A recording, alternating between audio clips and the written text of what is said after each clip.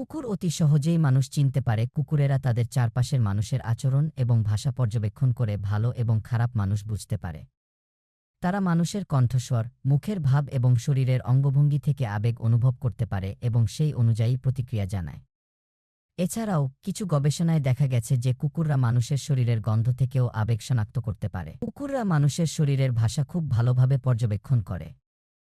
তারা মানুষের অঙ্গভঙ্গি, যেমন হাত নাড়ানো, শরীরের ভঙ্গি এবং চোখের দিকে তাকিয়ে থাকা ইত্যাদি থেকে মানুষের মেজাজ এবং মনোভাব বুঝতে পারে। কুকুরের শ্রবণশক্তি মানুষের চেয়ে অনেক বেশি প্রখর। তারা মানুষের কণ্ঠস্বরের স্বরভঙ্গি এবং টোন থেকে রাগ, আনন্দ, ভয় ইত্যাদি আবেগ শনাক্ত করতে পারে।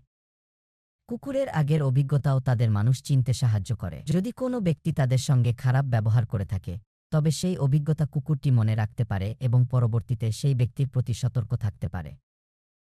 কুকুরদের এই ক্ষমতা তাদের মানুষের সাথে সম্পর্ক স্থাপন এবং তাদের চারপাশে কী ঘটছে তা বুঝতে সাহায্য করে। সাধারণভাবে কুকুর সামাজিক প্রাণী এবং তাদের মধ্যে খেলাধুলা, আনুগত্য এবং মানুষের প্রতি ভালোবাসা দেখা যায়।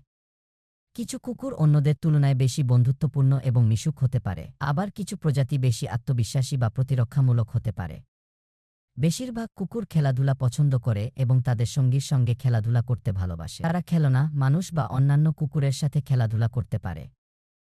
কুকুর তাদের মালিকের প্রতি অত্যন্ত অনুগত থাকে এবং তাদের সঙ্গ উপভোগ করে। তারা তাদের মালিকের নির্দেশাবলী পালন করতে এবং তাদের কাছাকাছি থাকতে পছন্দ করে।